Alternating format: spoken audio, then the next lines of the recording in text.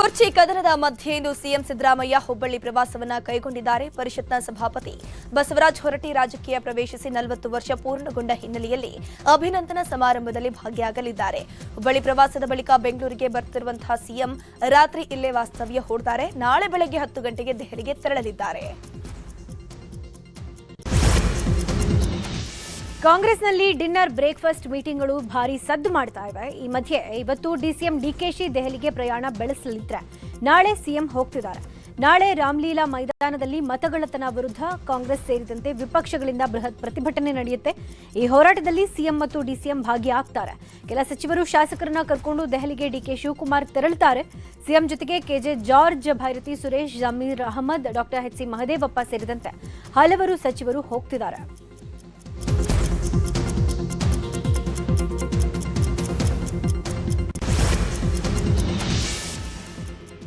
ರಾಜ್ಯ ರಾಜಕೀಯದಲ್ಲಿ ಕುರ್ಚಿ ಕದನದ ಮಧ್ಯೆ ಡಿನ್ನರ್ ಪಾಲಿಟಿಕ್ಸ್ ಕೂಡ ಜೋರಾಗಿ ನಡೀತಾ ಇದೆ. ಕೈಪಾಳಿಗದಲ್ಲಿ ಒಬ್ಬರಾದ್ಮೇಲೆ ಒಬ್ಬರು ಡಿನ್ನರ್ ಮೀಟಿಂಗ್ ಅನ್ನ ಮಾಡ್ತಾನೆ ಇದ್ದಾರೆ. ಇದು ಭಾರಿ ಕುತೂಹಲಕ್ಕೆ ಕಾರಣವಾಗಿದೆ. ಡಿನ್ನರ್ ಮೀಟಿಂಗ್ ವಿಚಾರದ ಬಗ್ಗೆ ಡಿಸಿಎಂ ಡಿಕೆ ಶಿವಕುಮಾರ್ ಮಾತನಾಡಿ, ನನ್ನ ಹಿಂದೆ ಯಾರು ಬರೋದು ಬೇಡ, ನನಗೆ ಯಾವ ಪ್ರದರ್ಶನವೂ ಬೇಡ, ನನ್ನ ಪರ ಯಾರು ನಿಲ್ಲೋದು ಬೇಡ ಅಂತ ಹೇಳಿದ್ರು. ಯಾರು ನನ್ನ ಹಿಂದೆ ಬರೋದು ಬೇಡ. Tomorrow I am going to Delhi for vote chori. ನೋಡ್ರಿ, ನಾನು ಯಾವ ಬಲನೂ ಪ್ರದರ್ಶನ ಮಾಡೋದಿಲ್ಲ. ನನಗೆ ಯಾರು ನನ್ನ ಹಿಂದೆ ಬರೋದು ಬೇಡ, ಅವಶ್ಯಕತೆ ಇಲ್ಲ. ನನ್ನ ಪರವಾಗಿ ಯಾರು ಮಾತಾಡೋದು ಬೇಡ. 140 ಜನನು ನಾವೆಲ್ಲ ಒಂದು, ನಾನು ಸಿಎಂ ಎಲ್ಲ ನಮ್ದು ಒಂದೇ ಗುಂಪು. ನೀವು ಯಾವ ಗುಂಪಿಗೂ ನೀವು ಯಾವುದಕ್ಕೂ ಅವಕಾಶ ಮಾಡ್ಕೊಡಕ್ ಹೋಗಬೇಡಿ, ಅವಶ್ಯಕತೆ ಇಲ್ಲ. I don't know for all that my honourable chief.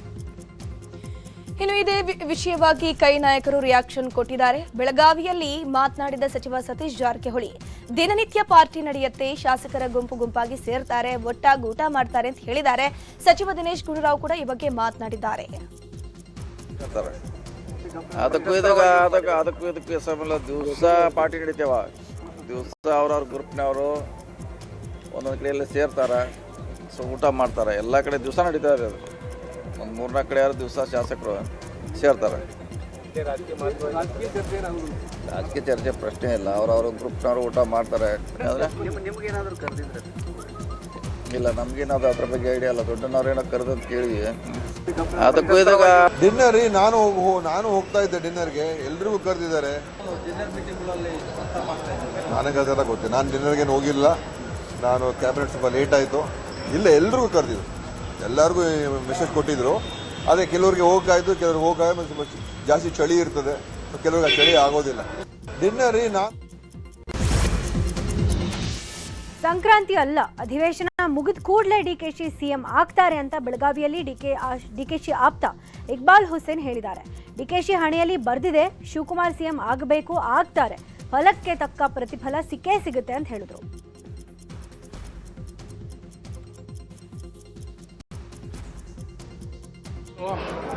ಅವ್ರ ಹೇಳಿಕೆ ಅವ್ರ ಸ್ವಾಭಾವಿಕವಾಗಿ ಹೇಳ್ತಾರೆ. ನಾನು ಹೇಳ್ತಾ ಇದ್ದೀನಿ, ಶಿವಕುಮಾರ್ ಅವ್ರಿಗೆ ಒಂದು ಅವಕಾಶ ಇದೆ. ಶಿವಕುಮಾರ್ ಅವರು ಮುಖ್ಯಮಂತ್ರಿ ಆಗ್ತಾರೆ. ಈ ಎಲ್ಲದಕ್ಕೂ ಹಣೆ ಬರಾನೇ. ಈಗ ನಾನು ಶಾಸಕನಾಗಬೇಕಾದ್ರೂ ಹಣೆ ಬರಾನೇ ಅಲ್ವಾ? ಏನು ಆಗದವ್ರೆ ಹಣೆ ಬರಕ್ಕೆ ಹೊಣೆ ಯಾರು? ಸೊ ಎಲ್ಲನೂ ಭಗವಂತ ಹಣೆ ಬರದಲ್ಲಿ ಬರ್ದಿದ್ರೆ ಆಗೋದು. ಸೊ ಶಿವಕುಮಾರ್ ಒಂದು ಅವಕಾಶ ಇದೆ. ಶಿವಕುಮಾರ್ ಶ್ರಮಕ್ಕೆ, ಹೋರಾಟಕ್ಕೆ, ಪಕ್ಷ ಸಂಘಟನೆಗೆ ಒಂದು ಫಲ ಸಿಗುತ್ತೆ ಅಂತ ನಾವೆಲ್ಲರೂ ಕೂಡ ಒಂದು ವಿಶ್ವಾಸವನ್ನು ನಾವೆಲ್ಲರೂ ಕೂಡ ಹೈಕಮಾಂಡಲ್ಲಿ ನಾವು ಹೇಳಿದ್ದೀವಿ. ಹೈಕಮಾಂಡ್ ತೀರ್ಮಾನ ತಗೊಳ್ತಾರೆ. ಏನೋ ಡಿಕೆ ಶಿವಕುಮಾರ್ ಯಾಕ್ರಿ ಸಿಎಂ ಆಗಬಾರ್ದು, ಪಕ್ಷ ಕಟ್ಟಿಲ್ವಾ, ಶ್ರಮ ಪಟ್ಟಿಲ್ವಾ, ಅದಕ್ಕಾಗಿ ಕೂಲಿ ಕೇಳ್ತಿದ್ದಾರೆ ಅಷ್ಟೇ ಅಂತ ಶಾಸಕ ಎಸ್ ಟಿ ಸೋಮಶೇಖರ್ ಹೇಳಿದ್ದಾರೆ. ಬೆಳಗಾವಿಯಲ್ಲಿ ಮಾತನಾಡಿದ ಅವರು, ನನ್ನ ಹಣೆಯಲ್ಲಿ ಬಿಜೆಪಿಗೆ ಹೋಗಿ ಮಂತ್ರಿ ಆಗಬೇಕು ಅಂತ ಬರ್ದಿತ್ತು, ಅದೇ ರೀತಿ ಡಿಕೆಶಿ ಹಣೆಯಲ್ಲಿ ಬರ್ದಿದ್ರೆ ಸಿಎಂ ಆಗ್ತಾರೆ ಅಂತ ಹೇಳಿದ್ರು.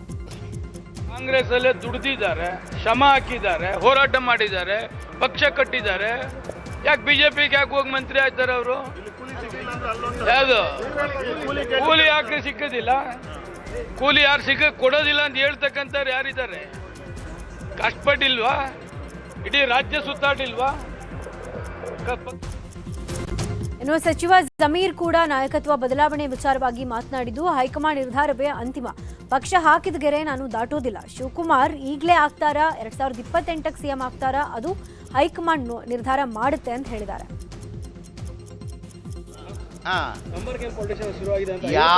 ಇಲ್ಲ, ಈಗ ಕಾಂಗ್ರೆಸ್ ಅಲ್ಲಿ ಯಾವ ಬಣನೂ ಇಲ್ಲ, ಏನ್ ಮಾಡಲ್ಲ.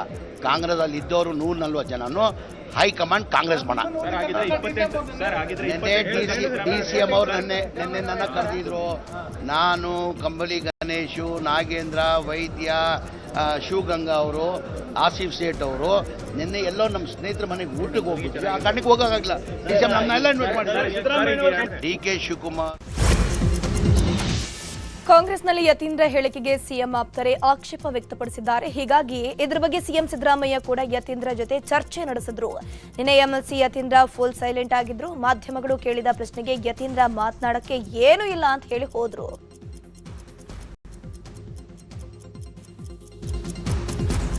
ಇನ್ನು ಸಿಎಂ ಡಿಸೆಂಬರ್ 19ಕ್ಕೆ ದೆಹಲಿಗೆ ಹೋಗೋಕೆ ಆಹ್ವಾನ ಬಂದಿದ್ಯಾ ಎಂಬ ಪ್ರಶ್ನೆಗೆ ಸಿಎಂ ಸಿದ್ದರಾಮಯ್ಯ ಸಿಟ್ಟಾಗಿದ್ರು. ಬೆಳಗಾವಿಯಲ್ಲಿ ಮಾತನಾಡಿದ ಅವರು, ಯಾರು ಕರೆದಿಲ್ಲ, ಮಾಡಿಲ್ಲ, ಸುಮ್ಮನೆ ಯಾಕೆ ಕೇಳ್ತೀರಾ ಅಂತ ಫುಲ್ ಗರಂ ಆದ್ರು. ಯಾರು ಕರೆದಿಲ್ಲ, ಮಾಡಿಲ್ಲ, ಹೇಳಿದಾರ ಹೇಳಿದಾರೇನ್ರಿ? ಸುಮ್ಮನೆ ಕೇಳ 19 ತಾರೀಕು ಕರೆದಿದ್ದಾರ ಅಂತ ನೀನೇ ಹೇಳ್ತೀಯ.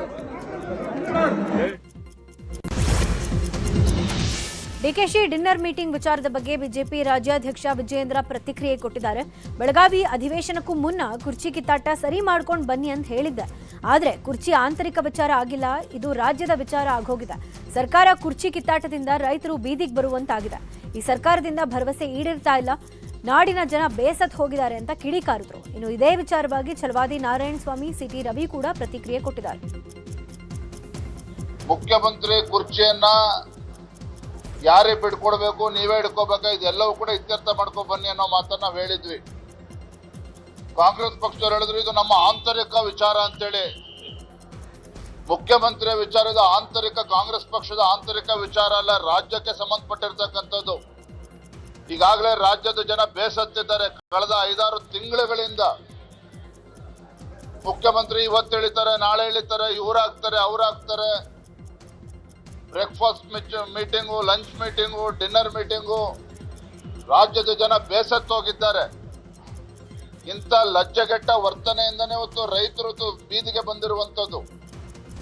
ಕಬ್ಬು ಬೆಳೆಗಾರರ ಡಿನ್ನರು, ಬ್ರೇಕ್ಫಾಸ್ಟು ಮಾಡಿದ್ದೆ, ಹಿಂದಲಿಂದ ಮಾಡೋದೇ, ಯಾವುದೇ ತೊಂದರೆ ಇಲ್ಲ, ನನ್ನ ಚೇರ್ ಭದ್ರವಾಗಿದ್ದಾರೆ ಅಂತ ಹೇಳ್ತಾರೆ.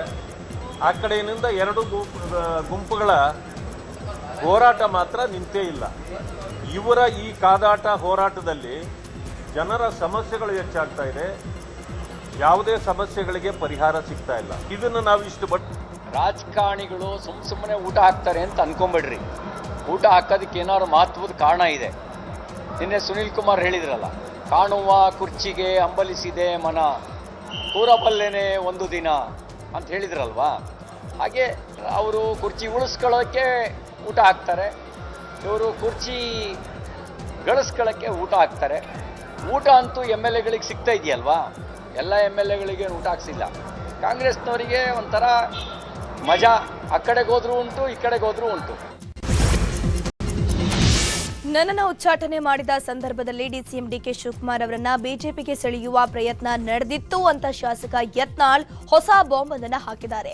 ಬೆಳಗಾವಿಯಲ್ಲಿ ಮಾತನಾಡಿದ ಯತ್ನಾಳ್, ದೆಹಲಿಯಲ್ಲಿ ಡಿಕೆಶಿ ಅವರನ್ನ ಆಪರೇಟ್ ಮಾಡುವ ಯತ್ನ ನಡೆದಿತ್ತು, ನಾನು ಪಕ್ಷದಲ್ಲಿದ್ರೆ ಅದು ಆಗಲ್ಲ ಅಂತ ನನ್ನನ್ನು ಉಚ್ಚಾಟನೆ ಮಾಡಿದ್ರು. ವಿಜೇಂದ್ರ ಡಿಸಿಎಂ ಆಗೋಕೆ ದೆಹಲಿಯಲ್ಲಿ ಡಿಕೆಶಿ ಭೇಟಿ ಮಾಡಿ ಮಾತುಕತೆ ನಡೆಸಿದ್ರು. ಈ ಬಗ್ಗೆ ಬಿಜೆಪಿಯವರೇ ನನಗೆ ಹೇಳಿದ್ರು, ಆದರೆ ಜೋಶಿ ಅವರು ಅಮಿತ್ ಶಾ ಸೂಚನೆ ಮೇರೆಗೆ ಯಾರನ್ನೂ ಸೇರಿಸಿಕೊಳ್ತಿಲ್ಲ ಅಂತ ಹೇಳಿದ್ರು ಅಂತ ಯತ್ನಾಳ್ ಸ್ಫೋಟಕ ಹೇಳಿಕೆಯನ್ನು ನೀಡಿದ್ದಾರೆ. ಈಗ ಇದು ನಡೆದಿದ್ದು, ಇದು ಘಟನೆ ನಡೆದಿದ್ದು ಸತ್ಯ. ಅದು ಅವಾಗ ನಾನು ಉಚ್ಚಾಟನೆ ಮಾಡಿದ ದಿವಸಗಳಲ್ಲಿ ಅವಾಗ ಒಬ್ಬರು ರಾಷ್ಟ್ರೀಯ ನಾಯಕರು ನನಗೆ ಹೇಳಿದ, ನಾನು ಉಚ್ಚಾಟನೆ ಮಾಡಿತ್ತು, ಅನಿವಾರ್ಯತೆಯಿಂದ ಪಕ್ಷ ಮಾಡಬೇಕಾಯ್ತು, ಯಾಕಂದ್ರೆ ಪ್ರೆಷರ್ ಇತ್ತು ನಮ್ಮ ಮೇಲೆ. ಯತ್ನಾಳ್ BJPಗಿದ್ರೆ ಈ ಒಂದು ಜಂಟಿ ಪಕ್ಷದ ಏನು ಆಪರೇಷನ್ಗೆ ತೊಂದರೆ ಆಗ್ತದೆ, ಅದಕ್ಕೆ ಆ ಮನುಷ್ಯನ ಹೊರಗಿಟ್ಟರೆ ನಾವು ಒಳ್ಳೇದಾಗ್ತದೆ ಅಂದ್ರೆ ಮ್ಯಾಗಿನವ್ರ ಪಾಪ ಏನೋ ಒಂದು ಆ್ಯಕ್ಷನ್ ಮಾಡಬೇಕಂತ ನಾನು ಉಚ್ಚಾಟನೆ ಮಾಡಿದೆ. ದಿಲ್ಲಿಯಲ್ಲಿ ಈಗ ಇದು ನಡೆದಿದ್ದು, ಇದು ಘಟನೆ.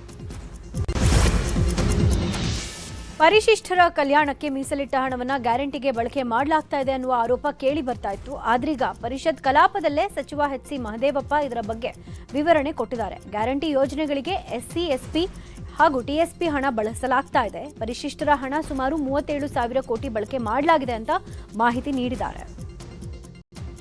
3 ವರ್ಷಗಳಲ್ಲಿ ಹೇಗೆ ನಾವು ಮಂಜೂರು ಮಾಡಿದ್ದೀವಿ, ಹಂಚಿಕೆ ಮಾಡಿದ್ದೀವಿ, ಬಿಡುಗಡೆ ಮಾಡಿರೋದೇನು, ವೆಚ್ಚ ಮಾಡಿರೋದೇನು ಡೀಟೇಲ್ ಆಗಿ ಇಲ್ಲಿ ಕೊಟ್ಟಿದ್ದೀವಿ ಎಲ್ಲ ವಿವಿಧ ಯೋಜನೆಗಳ ಕೆಳಗಡೆ.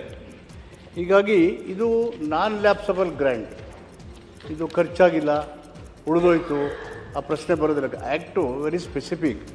ಈ ಹಣನ ಏನು SCPTS ಇಟ್ಟಿದ್ದೀವಿ ಅದು ನಾನ್ ಲ್ಯಾಪ್ಸಬಲ್, ಕಡ್ಡಾಯವಾಗಿ ಖರ್ಚು ಮಾಡಲೇಬೇಕು. ಖರ್ಚಾಗಲಿಲ್ಲ ಕ್ಯಾರಿ ಫಾರ್ವರ್ಡ್ ಮಾಡ್ಕೊಂಡು ಮಾಡ್ತಾರೆ. ಬಟ್ ಈ ಔಷಧಿಯಲ್ಲಿ ನಿಗದಿಯಾಗಿದ್ದ ಹಣನ ಈ ವರ್ಷದ ಅವಧಿಯಲ್ಲಿ ಕಡ್ಡಾಯವಾಗಿ ಖರ್ಚು ಮಾಡ್ತೀವಿ. ಹಿಂದಿನ ವರ್ಷಗಳಲ್ಲಿ ನೋಡಿದಾಗ ನಾವು ಅಚೀವ್ಮೆಂಟನ್ನು ರೀಚ್ ಆಗಿದ್ದೀವಿ.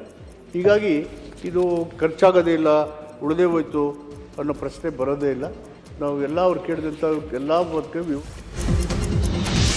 ಅನುದಾನ ಬಿಡುಗಡೆ ಕುರಿತು ಶಾಸಕರ ಆಕ್ರೋಶ ಹಿನ್ನೆಲೆ ಸಿಎಂ ಸಿದ್ದರಾಮಯ್ಯ ಬೆಳಗಾವಿಯ ಸರ್ಕಿಟ್ ಹೌಸ್ನಲ್ಲಿ ಸಭೆ ನಡೆಸಿದರು. ಕಾಂಗ್ರೆಸ್ನ ಶಾಸಕರ ಕ್ಷೇತ್ರಗಳ ಅಭಿವೃದ್ಧಿಗೆ ತಲಾ 50 ಕೋಟಿ, ಬಿಜೆಪಿ ಜೆಡಿಎಸ್ ಶಾಸಕರ ಕ್ಷೇತ್ರಗಳಿಗೆ ತಲಾ 25 ಕೋಟಿ ಅನುದಾನ ಬಿಡುಗಡೆ ಮಾಡಿದರು. ಮುಖ್ಯ ಕಾರ್ಯದರ್ಶಿ ಶಾಲಿನಿ ರಜನೀಶ್ ಹಾಗೂ ಆರ್ಥಿಕ ಇಲಾಖೆ ಅಧಿಕಾರಿಗಳಿಂದ ಮಾಹಿತಿ ಪಡೆದ ಸಿಎಂ ಅನುದಾನ ಬಿಡುಗಡೆಗೆ ಸೂಚನೆ ಕೊಟ್ಟರು. ಶಾಸಕರಿಗೆ ಯಾಕೆ ಹಣ ರಿಲೀಸ್ ಮಾಡಿಲ್ಲ ಅಂತ ಪ್ರಶ್ನೆಯನ್ನ ಮಾಡಿದ್ರು. ಅಲ್ಲದೆ ತಕ್ಷಣವೇ ಕಾಮಗಾರಿಗಳ ಪ್ರಗತಿ ಪರಿಶೀಲಿಸಿ ಹಣ ರಿಲೀಸ್ ಮಾಡಿ ಅಂತ ಸೂಚನೆ ಕೊಟ್ಟಿದ್ದಾರೆ. ಸಭೆಯ ನಂತರ ಮಾತನಾಡಿದ ಸಿಎಂ ಆರ್ಥಿಕ ಸಲಹೆಗಾರ ಬಸವರಾಜ ರಾಯರೆಡ್ಡಿ, ಸಿಎಂ ಅಧ್ಯಕ್ಷತೆಯಲ್ಲಿ ಸಭೆ ನಡೆಸಲಾಗಿದೆ. ಮೊನ್ನೆ ನಡೆದ ಸಿಎಲ್ಪಿ ಸಭೆಯಲ್ಲಿ ಹಣ ಬಿಡುಗಡೆ ಆಗದ ಬಗ್ಗೆ ಚರ್ಚೆಯಾಗಿತ್ತು. ಹೀಗಾಗಿ ಸಿಎಂ ಅವರು ವಿಶೇಷ ಸಭೆ ಕರೆದು ತ್ವರಿತವಾಗಿ ಹಣ ಬಿಡುಗಡೆಗೆ ಸೂಚನೆ ಕೊಟ್ಟಿದ್ದಾರೆ ಅಂತಂದ್ರು. ಕಾಂಗ್ರೆಸ್ ಶಾಸಕಾಂಗ ಪಕ್ಷದ ಸಭೆಯಲ್ಲಿ ಕೆಲವು ಜನ ನಮಗಿನ್ನೂ ಹಣ ರಿಲೀಸ್ ಆಗಿಲ್ಲ, ಸ್ವಲ್ಪ ಹಣ ಬಿಡುಗಡೆ ಮಾಡಿಸಿ ಅಂತ ಹೇಳ್ತಾ ಇದ್ರು. ಅದಕ್ಕೆ ಇವತ್ತು ಮುಖ್ಯಮಂತ್ರಿಗಳು ಒಂದು ವಿಶೇಷ ಸಭೆಯನ್ನು ಕರೆದು ಯಾವ್ಯಾವ ಇಲಾಖೆಯಲ್ಲಿ ಅನುದಾನ ಬಿಡುಗಡೆ ಆಗಿಲ್ಲ ಅದನ್ನೆಲ್ಲ ಪಟ್ಟಿಯನ್ನು ತೆಗೆದುಕೊಂಡು ಪ್ರಧಾನ ಕಾರ್ಯದರ್ಶಿ ಆರ್ಥಿಕ ಇಲಾಖೆಗೆ ಹೇಳಿದರು ತ್ವರಿತವಾಗಿ ಹಣ ಬಿಡುಗಡೆ ಆಗಬೇಕು. ಅದಕ್ಕೆ ಹಣಕಾಸಿನ ಸ್ವಲ್ಪ ವಿಳಂಬ ತಾಂತ್ರಿಕ ಕಾರಣದಿಂದ ನಿಂತಿತ್ತು. ಅದನ್ನ ಈಗ ಸರಿ ಮಾಡಲಿಕ್ಕೆ ಇವತ್ತು ಮೀಟಿಂಗ್ ಮಾಡಿ ಮುಖ್ಯಮಂತ್ರಿಗಳು ಆದೇಶ ಮಾಡಿದ್ದಾರೆ.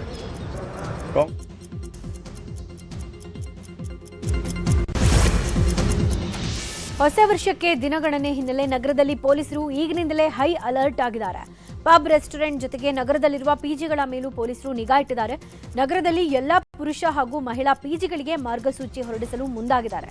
ಕೆಲ ಪಿಜಿಗಳಲ್ಲಿ ಸಂಭ್ರಮದ ವೇಳೆ ಗಲಾಟೆ ಪ್ರಕರಣಗಳು ಈಗಾಗಲೇ ನಡೆದಿರೋದ್ರಿಂದ ಈ ಬಾರಿ ಅಂತಹ ಘಟನೆಗಳು ನಡೀಬಾರದು ಅಂತ ಮುನ್ನೆಚ್ಚರಿಕೆಯನ್ನು ವಹಿಸಲಾಗಿದೆ. ನಗರದ ಎಲ್ಲಾ ಪೊಲೀಸರಿಗೆ ಈ ಬಗ್ಗೆ ಕಮಿಷನರ್ ಸೀಮಂತ್ ಕುಮಾರ್ ಸಿಂಗ್ ಸೂಚನೆ ಕೊಟ್ಟಿದ್ದಾರೆ. ಹೊಸ ವರ್ಷಕ್ಕೆ ಕೆಲವೇ ದಿನಗಳು ಬಾಕಿ ಹಿನ್ನೆಲೆ ಪಬ್, ರೆಸ್ಟೋರೆಂಟ್, ರೆಸಾರ್ಟ್ಗಳು ಈಗಿನಿಂದಲೇ ಬುಕ್ ಆಗ್ತಾ ಇದೆ. ಆನ್ಲೈನ್ ಮೂಲಕ ಹಲವರು ಬುಕಿಂಗ್ ಮಾಡಿಕೊಳ್ತಿದ್ದಾರೆ. ಸದ್ಯ ಇದನ್ನೇ ಬಂಡವಾಳ ಮಾಡಿಕೊಳ್ತಿರುವಂತಹ ಕೆಲ ಸೈಬರ್ ಕದಿಮರು ನ್ಯೂ ಇಯರ್ ಸೆಲೆಬ್ರೇಷನ್ ಅಂತ ನಕಲಿ ಲಿಂಕ್ಗಳನ್ನ ವೈರಲ್ ಮಾಡ್ತಿದ್ದಾರೆ. ಹೀಗಾಗಿ ನಕಲಿ ಲಿಂಕ್ ಕ್ಲಿಕ್ ಮಾಡದಂತೆ ಎಚ್ಚರಿಕೆ ವಹಿಸುವಂತೆ ಸಾರ್ವಜನಿಕರಿಗೆ ಪೊಲೀಸ್ ಇಲಾಖೆ ಸೂಚನೆ ಕೊಟ್ಟಿದೆ. ಬೆಂಗಳೂರಿನ ಅರಮನೆ ಮೈದಾನದ ತ್ರಿಪುರ ವಾಸಿನಿಯಲ್ಲಿ 51ನೇ ವಾರ್ಷಿಕ ಕೇಕ್ ಶೋ ಆಯೋಜನೆ ಮಾಡಲಾಗಿದೆ. 22 ದಿನಗಳ ಕಾಲ ಕೇಕ್ ಶೋ ನಡೆಯಲಿದ್ದು ಕ್ರಿಶ್ಚಿಯನ್, ಮುಸ್ಲಿಂ ಧರ್ಮಕ್ಕೆ ಸಂಬಂಧಿಸಿದ ದೇವರು ಮತ್ತು ದೇವಾಲಯಗಳನ್ನು ಕೇಕ್ ಮೂಲಕ ತಯಾರು ಮಾಡಲಾಗಿದೆ. ಕೇವಲ ಕೈಗಳಿಂದ ಮಾತ್ರವಲ್ಲದೆ ಆಧುನಿಕ ತಂತ್ರಜ್ಞಾನದ ಲೇಸರ್ ಲೈಟ್ ಬಳಸಿಕೊಂಡು ರೆಡಿ ಮಾಡಲಾಗಿದೆ. ಡೆಸ್ನಿ ಕ್ಯಾಸ್ಟಲ್, ತಮಿಳುನಾಡಿನ ವೆಲಂಕಿ ಚರ್ಚ್ ಕೇಕ್, ಒಡಿಶಾದ ಜಗನ್ನಾಥಪುರಿ ಕಾಂತಾರ ಮೂವಿಯ ಮಾದರಿ ತೆಗೆದುಕೊಂಡು ಯಕ್ಷಗಾನ ಕಲೆ, ಮಕ್ಕಳನ್ನು ಆಕರ್ಷಿಸುವ ಪಾಂಡ, ಹೀಗೆ ಕೇಕ್ಗಳ ಲೋಕವನ್ನೇ ಸೃಷ್ಟಿ ಮಾಡಿದ್ದಾರೆ. ಬೆಂಗಳೂರಿನ ಮಾಗಡಿ ರಸ್ತೆಯ ಕಡಬಗೆರೆ ಬಳಿ 2 ಚಿರತೆಗಳು ಕಾಣಿಸಿಕೊಂಡಿದೆ. ಮನೆ ಬಳಿ ಇದ್ದಂತಹ ನಾಯಿ ಮರಿಯನ್ನ ಚಿರತೆಗಳು ಎಳೆದೊಯ್ದಿದ್ದು. ಹೀಗಾಗಿ ಸಂಜೆ 6 ಗಂಟೆ ಬಳಿಕ ಮನೆಯಿಂದ ಯಾರು ಹೊರಗೆ ಬರಬೇಡಿ, ಮಕ್ಕಳು, ವೃದ್ಧರು, ಮಹಿಳೆಯರು ಎಚ್ಚರದಿಂದ ಇರಿ ಅಂತ ಕಡಬಗೆರೆ ಗ್ರಾಮ ಪಂಚಾಯಿತಿಯಿಂದ ಜನರಿಗೆ ಎಚ್ಚರಿಕೆ ನೀಡಲಾಗಿದೆ. ಕೈಕೊಟ್ಟ ಪ್ರಿಯಕರನ ಮದುವೆಗೆ ಮೋಸ ಹೋದ ಯುವತಿ ಬಂದಿದ್ದು, ಮದುವೆ ಮುರಿದು ಬಿದ್ದ ಘಟನೆ ರಾಯಚೂರಿನಲ್ಲಿ ನಡೆದಿದೆ. ಕೊಪ್ಪಳ ಮೂಲದ ಯುವತಿಯನ್ನ ನಂಬಿಸಿ ಆಕೆಯ ಜೊತೆ ಲೈಂಗಿಕ ಸಂಪರ್ಕವನ್ನ ಬೆಳೆಸಿಕೊಂಡು ನಂತರ ಗರ್ಭಪಾತ ಮಾಡಿಸಿದಾನೆ ಅಂತ ಆರೋಪ ಮಾಡಲಾಗಿದೆ. ಬಳ್ಳಾರಿಯಲ್ಲಿ ಓದ್ತಾ ಇದ್ದ ವೇಳೆ ಯುವಕ ರಿಷಬ್ ಹಾಗೂ ಸಂತ್ರಸ್ತೆ ಪರಿಚಯ ಆಗಿದ್ರು. ಬಳಿಕ ಯುವತಿಯನ್ನ ಲೈಂಗಿಕವಾಗಿ ಬಳಸಿಕೊಂಡು ಆಕೆಗೆ ಕೈಕೊಟ್ಟು ಇವತ್ತು ಬೇರೊಂದು ಹುಡುಗಿ ಜೊತೆ ರಿಷಬ್ ಮದುವೆ ಆಗೋಕೆ ಹೊರಟಿದ್ದ. ಇದರ ಬಗ್ಗೆ ಸುದ್ದಿ ತಿಳಿತಾ ಇದ್ದಂತೆ ಮದುವೆ ಮನೆಗೆ ಸಂತ್ರಸ್ತೆ ಯುವತಿ ಬಂದಿದ್ದು ಮದುವೆ ಮುರಿದು ಬಿದ್ದಿದೆ.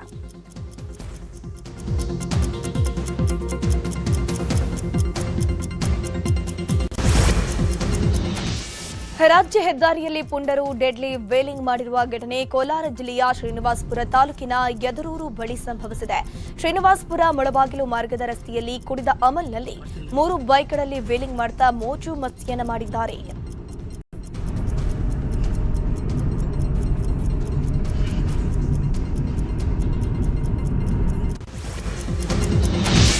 ಕೋಲಾರ ಜಿಲ್ಲಾಧಿಕಾರಿ ಕಚೇರಿಗೆ ಅನಾಮಧೇಯ ವ್ಯಕ್ತಿ ಇಮೇಲ್ ಮೂಲಕ ಬಾಂಬ್ ಬೆದರಿಕೆ ಹಾಕಿದ್ದಾನೆ.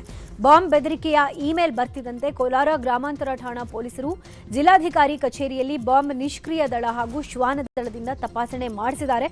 ಆದರೆ ಯಾವುದೇ ವಸ್ತು ಪತ್ತೆ ಆಗಿಲ್ಲ. ಹೀಗಾಗಿ ಹುಸಿ ಬಾಂಬ್ ಬೆದರಿಕೆ ಹಾಕಿದವರ ವಿರುದ್ಧ ಕಾನೂನು ಕ್ರಮ ಕೈಗೊಳ್ಳಲಾಗುತ್ತೆ ಅಂತ ಎಸ್ಪಿ ಬಿ ನಿಖಿಲ್ ಮಾಹಿತಿ ಕೊಟ್ಟಿದ್ದಾರೆ.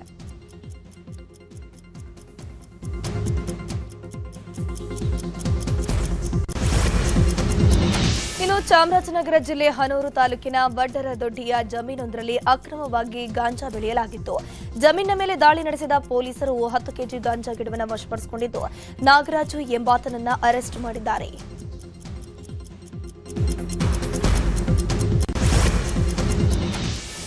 ಮೆಕ್ಕೆಜೋಳ ರೈತರ ಸಮಸ್ಯೆ ಇನ್ನೂ ಬಗೆಹರಿದಂತೆ ಕಾಣಿಸ್ತಿಲ್ಲ. ಸರ್ಕಾರದ ಆದೇಶ ಕಾಗದಕ್ಕೆ ಮಾತ್ರ ಸೀಮಿತವಾಯಿತಾ ಅನ್ನುವ ಅನುಮಾನ ಶುರುವಾಗಿದೆ.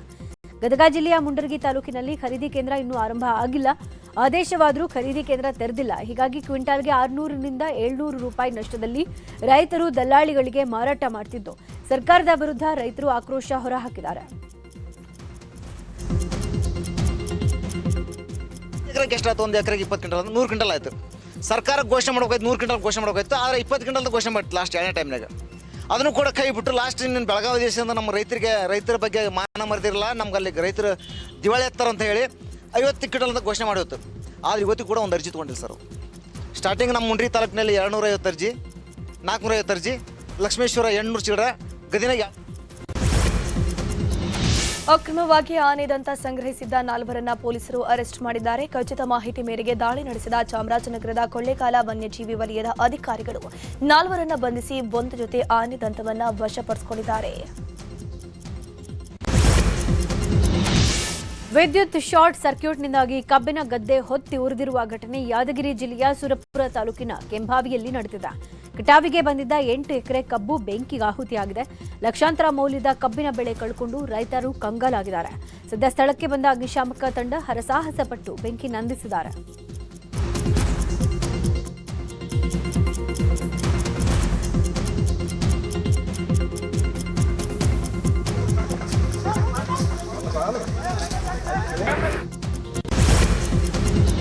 ಚಿಕ್ಕಬಳ್ಳಾಪುರ ಜಿಲ್ಲೆಯ ಶಿಡ್ಲಘಟ್ಟದಲ್ಲಿ ಪೊಲೀಸರ ಕಣ್ತಪ್ಪಿಸಿ ಭರ್ಜರಿಯಾಗಿ ಜೂಜಾಟ ನಡೀತಾ ಇದೆ. ಮನೆಯನ್ನೇ ಸ್ಪೀಟ್ ಕ್ಲಬ್ ಮಾಡಿಕೊಂಡು ಲಕ್ಷ ವ್ಯವಹಾರ ನಡೆಸಲಾಗ್ತಾ ಇದೆ. ಹಗಲು ರಾತ್ರಿ ಎನ್ನದೇ ನಡೆಯುತ್ತಿರುವ ದಂಧೆಯ ಎಕ್ಸ್ಕ್ಲೂಸಿವ್ ದೃಶ್ಯಗಳು ನ್ಯೂಸ್ 18ಗೆ ಲಭ್ಯ ಆಗಿದೆ. ನಗರದ ಗಾಂಧಿನಗರ ನಿವಾಸಿ ನಾಗರಾಜ್ ಮನೆಯಲ್ಲಿ ಜೂಜಾಟದ ದಂಧೆ ನಡೆದಿದೆ ಎನ್ನಲಾಗಿದ್ದು ಪೊಲೀಸರು ತನಿಖೆ ನಡೆಸಿ ಶಿಸ್ತು ಕ್ರಮ ಕೈಗೊಳ್ಳುವಂತೆ ಸ್ಥಳೀಯರು ಆಗ್ರಹಿಸಿದ್ದಾರೆ.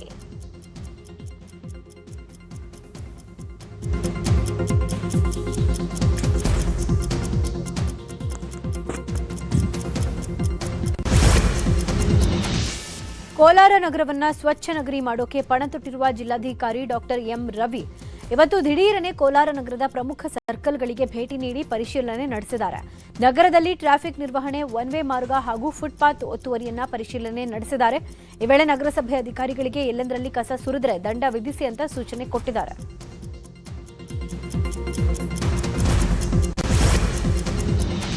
ಬಿಸಿಲ ನಾಡು ಕೊಪ್ಪಳ ಈಗ ಕೂಲ್ ಆಗಿದೆ. ಕೊಪ್ಪಳದಲ್ಲಿ ತಾಪಮಾನ 13 ಡಿಗ್ರಿ ಸೆಲ್ಸಿಯಸ್ನಷ್ಟಿದ್ದು ಇನ್ನು 2-3 ದಿನ ತಾಪಮಾನ ಇಳಿಕೆಯಾಗುವ ಸಾಧ್ಯತೆ ಇದೆ.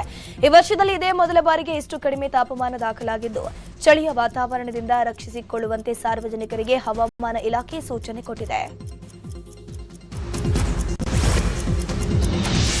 ಚಿತ್ರದುರ್ಗ ಜಿಲ್ಲೆಯಲ್ಲಿ ಇವತ್ತು ರೈತ ಹೋರಾಟಗಾರ ನುಲೇನೂರು ಶಂಕರಪ್ಪ ಹೆಸರಿನಲ್ಲಿ ಹಸಿರು ಪುರಸ್ಕಾರ ಪ್ರಶಸ್ತಿ ಪ್ರದಾನ ಸಮಾರಂಭ ನಡೆಯಲಿದೆ. ಜಿಲ್ಲಾ ನೀರಾವರಿ ಅನುಷ್ಠಾನ ಹೋರಾಟ ಸಮಿತಿಯ ಹಿರಿಯ ರೈತ ಮುಖಂಡ ನುಲೇನೂರು ಶಂಕರಪ್ಪ ನಿಧನರಾಗಿ 2 ವರ್ಷ ಪೂರೈಸಿದ್ದು ಅವರ ರೈತಪರ ಹೋರಾಟ ನೆನಪಿನಾರ್ಥ ಪ್ರಶಸ್ತಿ ಪ್ರದಾನ ಮಾಡಲಾಗ್ತಾ ಇದೆ. ಪ್ರಥಮ ಬಾರಿಗೆ ಕೋಲಾರ ಜಿಲ್ಲೆಯ ಮಹಿಳಾ ಹೋರಾಟಗಾರ್ತಿ ಎಸ್ ವರಲಕ್ಷ್ಮಿ ಅವರನ್ನ ಆಯ್ಕೆ ಮಾಡಿದ್ದು ಪ್ರಶಸ್ತಿ ನೀಡಿ ಗೌರವಿಸಲಾಗುತ್ತೆ. ಉಡುಪಿಯ ಶ್ರೀಕೃಷ್ಣ ಮಠದಲ್ಲಿ ಇಂದು ವಿಶ್ವ ಶಾಂತಿ ಸಮ್ಮೇಳನ ನಡೆಯಲಿದೆ. ಸಮ್ಮೇಳನದಲ್ಲಿ ಆಂಧ್ರಪ್ರದೇಶದ ಗವರ್ನರ್ ನ್ಯಾಯಮೂರ್ತಿ ಅಬ್ದುಲ್ ನಜೀರ್ ಭಾಗಿಯಾಗಲಿದ್ದಾರೆ. ಇವತ್ತು ಬೆಳಗ್ಗೆ 9 ಮಠಕ್ಕೆ ಆಗಮಿಸಿ ಸಮ್ಮೇಳನದಲ್ಲಿ ಭಾಗಿಯಾಗುತ್ತಾರೆ. ಇದರ ಜೊತೆಗೆ ಅಮೆರಿಕದ ವರ್ಲ್ಡ್ ರಿಲಿಜಿಯಸ್ ಫಾರ್ ಪೀಸ್ ಸಂಸ್ಥೆಯ ಪ್ರಧಾನ ಕಾರ್ಯದರ್ಶಿ ಡಾಕ್ಟರ್ ವಿಲಿಯಂ ಎಫ್ ವೆಂಡ್ಲೆ ಕೂಡ ಉಪಸ್ಥಿತರಿರುತ್ತಾರೆ.